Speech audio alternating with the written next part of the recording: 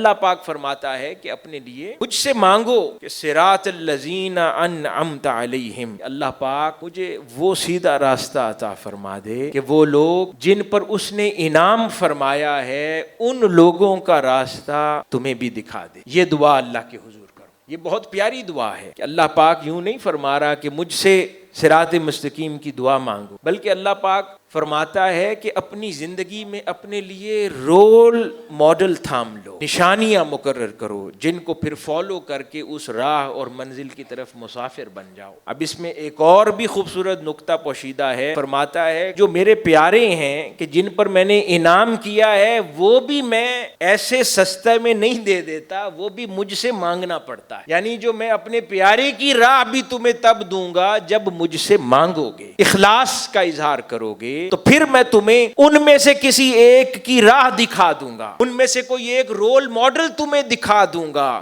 ان میں سے کسی ایک ذات سے وابستہ کر دوں گا جن پر میں نے انعام کر رکھا ہے۔ تو ہم مبارکباد کے مستحق ہیں، اللہ رب العزت نے انہی انعام یافتہ لوگوں میں سے ایک انعام یافتہ شخصیت شیخ الاسلام پروفیسر ڈاکٹر محمد طاہر القادری سے ہمیں وابستہ کر دیا، یعنی اللہ پاک نے اہدنا الصراط المستقیم صراط الذین انعمت علیہم کی دعا ہم سے قبول فرما لی۔